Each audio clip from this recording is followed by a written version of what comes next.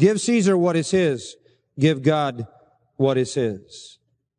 And after hearing this, they marveled, and leaving him, they went away.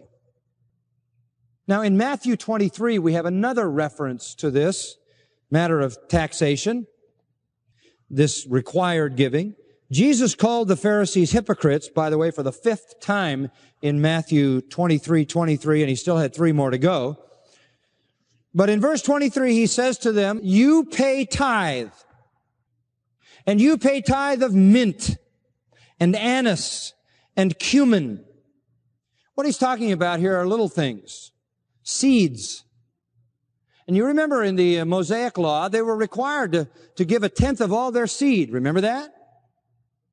And he's saying, you do that. You pay your tithe of all your seed. You're to give 1 out of 10 to the Levites, to the priests. And you've done that. And then he says, but you have omitted the weightier matters of the law, like judgment, mercy, and faith. Now mark it. Jesus did not criticize them for paying that tithe. In fact, he simply stated that they did it.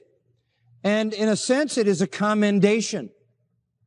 You're doing that right, but what you're not doing right is far more weighty. Jesus acknowledged that it was right for them to pay the tax on their seeds. But they ignored the things that really mattered. That's why he calls them hypocrites. There's only one other mention of tithing in the Gospels.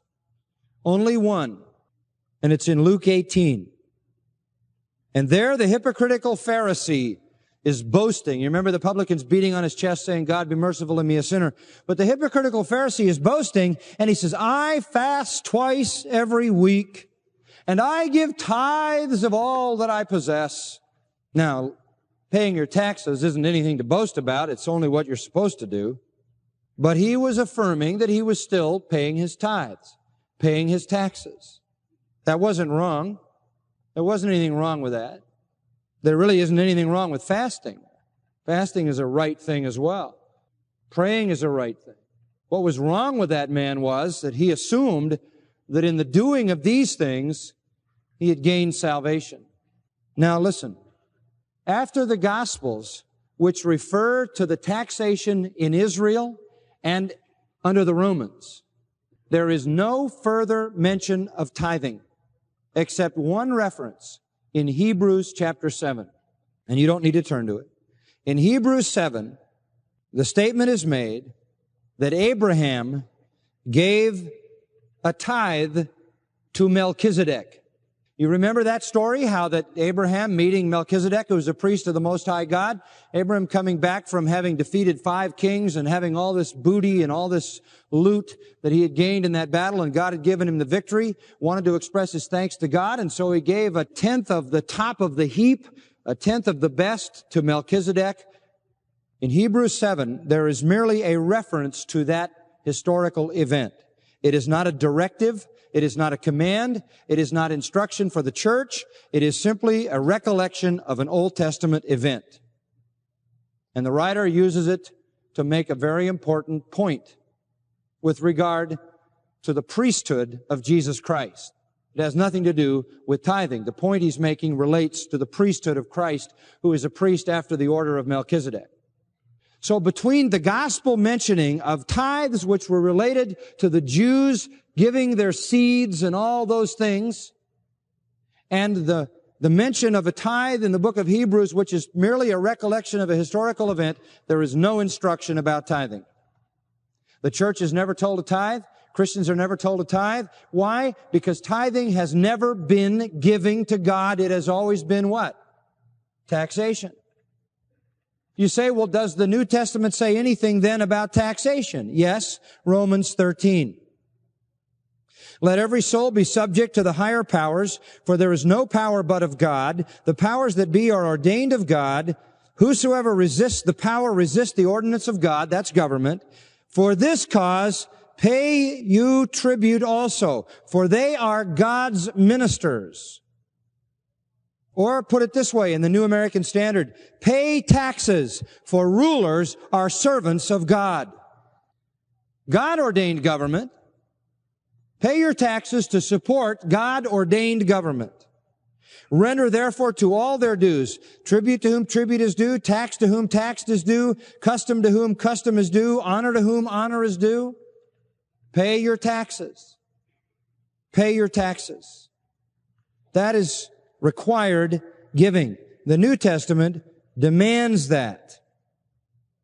Submit yourselves, 1 Peter 2:13, for the Lord's sake to every human institution, to the king as one in authority, to governors as sent by him for the punishment of evildoers and the praise of those who do right. Pay your taxes. State tax, federal tax, sales tax, inheritance tax, capital gains tax, whatever tax. You pay your taxes. That's required giving. And we as Christians should be the most cooperative of all in this, because we are not just under government mandate, we're under divine mandate.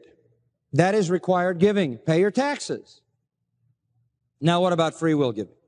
What does the New Testament say about free will giving? It says giving amounts are personally determined. Give whatever you want. Look at chapter 9, verse 6, 2 Corinthians. Here's how to give. He who sows sparingly will reap sparingly. He who sows bountifully will reap bountifully. Let each one do just as he has purposed in his heart. You give whatever you want, realizing that whatever you sow is what you're going to harvest. Give, and it shall be given unto you. You can't outgive God. All of those principles that we have given. Luke 19 has got to be one of the most humorous stories in the Bible. It's a story about Zacchaeus, the short little guy who was the regional head of the tax collectors. He wasn't just a local Jericho tax collector. He was the chief among the tax collectors. And being a tax collector was the kiss of death. Being a publican meant you were an outcast from your own people, a traitor of the worst ilk, hated by your own countrymen, exacting taxation for the Romans, and beyond that, and using all the Roman force and the Roman sword, as it were, to rob your own people. Zacchaeus had gotten rich by overtaxing his people. He was curious about Jesus, heard that Jesus was coming through town one day, and he wanted to see him, so he was down there to see him, but there was a huge crowd, and he was a little short guy, and so he climbed up a tree. This is sort of a sacrifice of dignity, I imagine, to be hanging out of a tree when you're the regional tax collector. And you really would rather be inconspicuous than conspicuous, so he was probably hiding behind some leaves if he could. And as Jesus came along,